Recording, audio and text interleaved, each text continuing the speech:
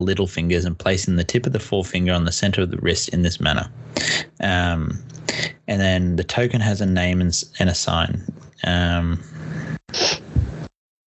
on. The previous one, the name of it is the sun. And this one you'll receive at the veil.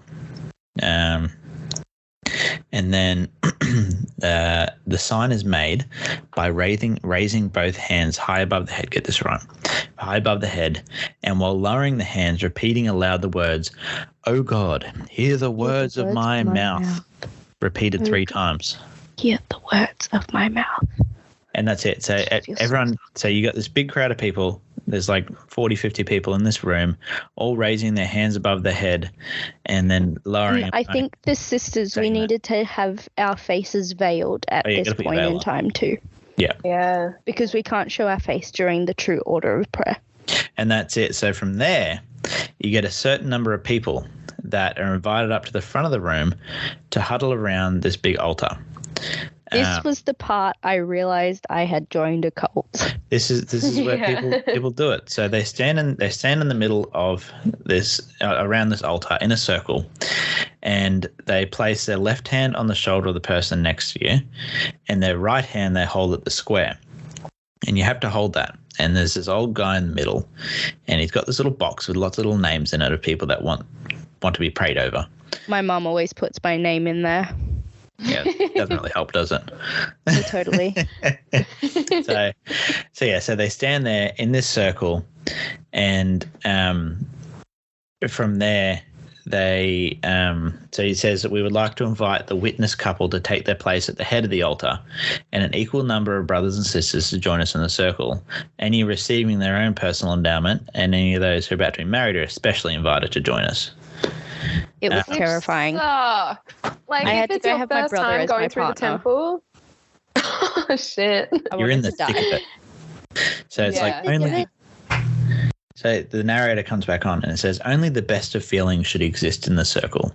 If any of you have unkind feelings toward any member of this circle, you're invited to withdraw so that the Spirit of the Lord may be unrestrained. So in the circle, we make all the tokens, we make the signs of all the tokens of the holy priesthood. So they start by making the first sign by bringing their right arm to the square and their palm to the front, the fingers closed, yada, yada, yada. Then do the second one with the cupping hand, and do the third one with another cupping hand, another arm, and the fourth one by everyone in the circle. So this is the cultiest part of the whole thing. Is there's this circle, everyone's in white, they're in these ceremonial clothes, they're gathered around this couple that are kneeling in the middle of it, and they're all raising their hands above their head going, "Oh God, hear the words of my mouth," 3 times. Yeah. Like... How did we not walk out? Like, yeah, you can't tell me this is not a cult. Like, this is absolutely crazy stuff. And you are so brainwashed that you literally are thinking like, oh my God, like I'm so spiritual right now. Like I am reaching heaven. Like, fuck yeah. Like that's what I was at that point. That's not at all how I felt. I was just like, what the fuck is going on? I mean, this is a bit fucking weird. Like... I was the same. God, I'm like, give me this strength. is weird. And I'm like, Yeah. Okay. My first time around, I was like, what the fuck? And then I remember going later and being like, hell yeah. Yeah. So actually, I was incorrect with some of the information before. So instead of putting arms on shoulders and stuff, so it goes man, woman, man, woman. The sisters in the room will please veil their faces. Each brother in the circle will take the sister at his left by the right hand in the patriarchal grip. Each of you bring your left arm to the square and rest it upon the shoulder of the person to your left.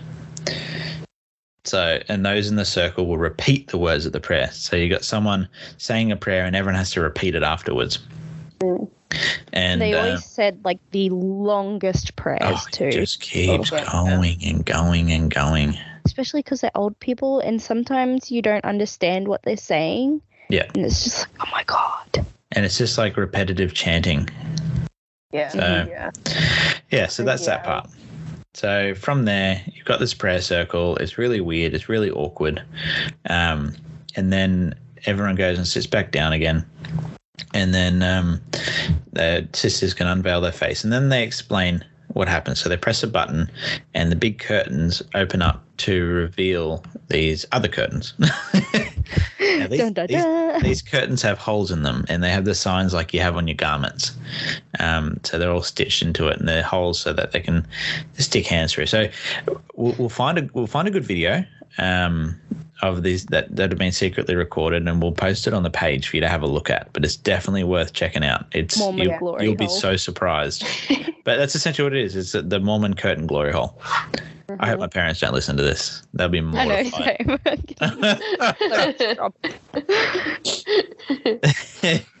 So I think my nephew is going to listen to it. So if you're listening, stop listening.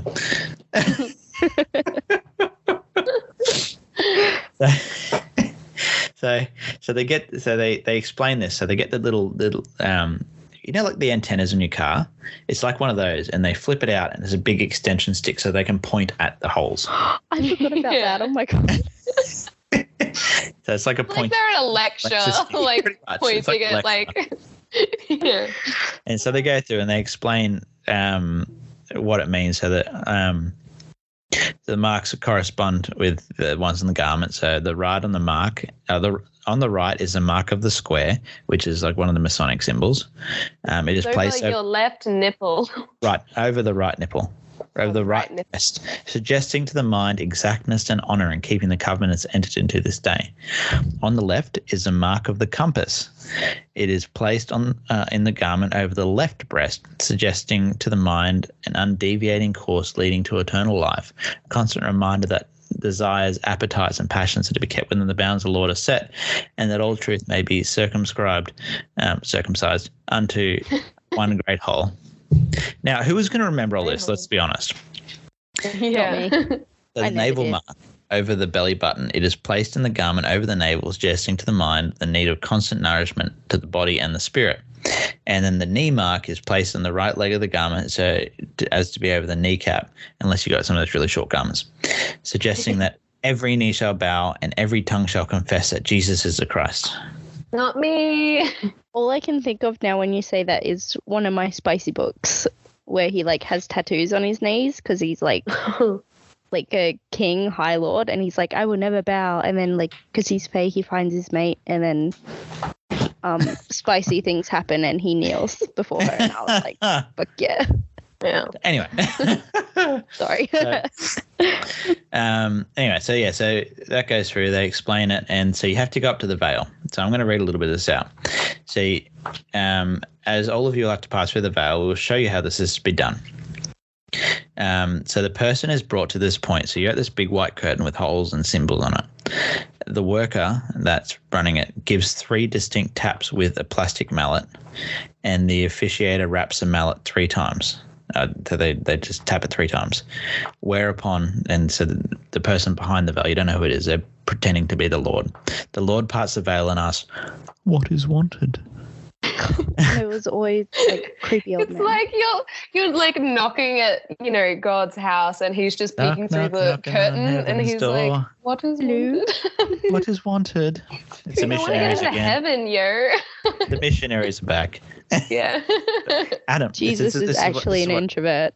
So you actually have to say this all word for word. This is what they have to say. So Adam, having been true and faithful in all things, desires further light and knowledge by conversing with the Lord through the veil. So you get to talk to him through his front door.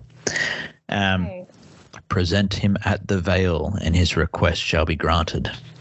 The person is brought to this point, whereupon the Lord puts forth his right hand and gives the first token of the Aaronic priesthood and asks, "What is that?"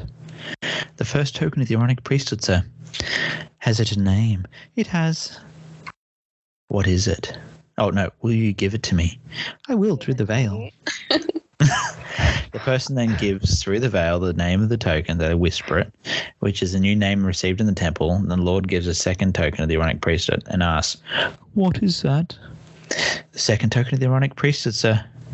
Has it a name? It has. Will you give it to me? I will, through the veil. Why does it sound so dirty? I could be a voice actor for a Mormon porno. The person then gives the name of this token, which is his first given name, if he is going through the temple for his own endowment, or if he's going through the temple for the dead, it is the first name of the person he's officiating, and then the Lord gives the first token of the Melchizedek priesthood or sign of the nail and asks, "What is this?" "The first token of the Melchizedek priesthood or sign of the nail, sir." He doesn't actually say sir, that's just something I'm adding in. "Has it a name?" "It has." "Will you give it to me?" "I will through the veil." The person gives the name of this token, which is the Son, meaning the Son of God. The Lord then gives the second token of the Melchizedek priesthood, the patriarchal group, sure sign of the nail, and asks, "What is that?" "The second token of the Melchizedek priesthood, the patriarchal group, or sure sign of the nail." "Has it a name?" "It has." "Will you give it to me?" "I cannot. I have not yet received it. For this purpose I have come to converse with the Lord through the veil." "You shall receive it through the veil." The suspense is killing me. What is it? What's the name? You shall receive it through the veil. It is received as left arms are placed upon right shoulders through the veil. The officiator placed his left arm through the mark of the compass and rested on the right shoulder of the Lord. The Lord plays yada yada yada. Their hands are clasped like the monkey grip. The Lord then gives the name of the token and asks, "What is this?" "The second token of the Melchizedek priest of the patriarchal group, or sure sign of the nail." "Has it a name?" "It has." "Will you give it to me?" "I will through the veil." The person then repeats back to the Lord the name of the token as he receives it, whereupon the Lord says, "That is correct." The person is again brought to this point, and the worker gives another 3 taps, like it wasn't already at the door to start with. And then the Lord parts the veil and asks, "What is wanted?" This guy has dementia, I'm telling you. Adam, having conversed with the Lord through the veil, desires now to enter his presence. The Lord put forth his right hand, takes the person by the right hand and says, "Let him enter." And then he gets to go through. And I always remember the last one being so fucking long. I could never remember it. And I always turned to the old lady and she'd have to like whisper it in my ear. Yeah. So this is what it is. All of the other names so far has been like, your temple name, your given name, the Son.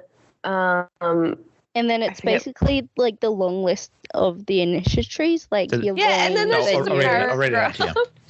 Yeah. So it's, "I will through the veil, health in the navel, marrow in the bones, strength in the loins and in the sinews, power in the priesthood be upon me and upon my posterity through all generations of time and through all eternity."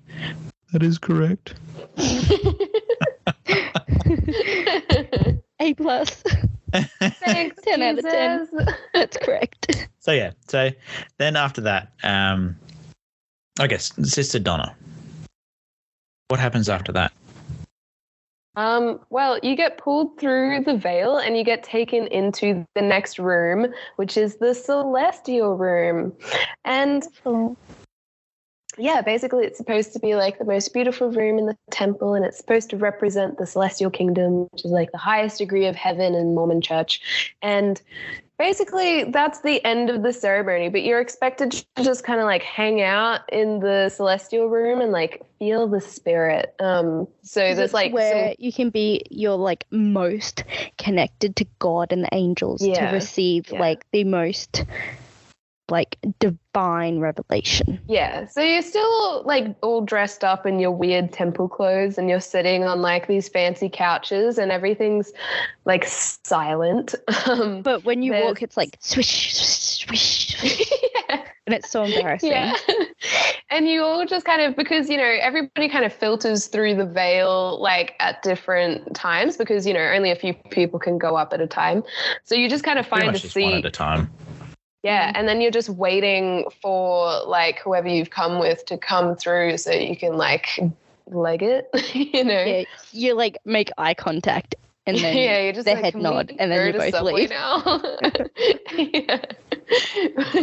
But you're kind of, you don't want to be like the first people to leave, and you don't want to like make it look like you haven't, felt the spirit, so you do kind of just sit there for a little while awkwardly, like trying to pretend to be revelation about Lehi's dream. I would get like revelations about the dream. Yeah, get right into that's it. Totally what I was doing. Just checking out that dream, that dream state. Well, that's the thing. It's like almost silent, and you don't want to be the first one out, because then you'd be like, oh, they're not staying around the celestial room. They don't appreciate this. They're not getting. They're not feeling the spirit. They're leaving, and it's like, I'm hungry. I want to go. I've had enough. It's been 2 hours.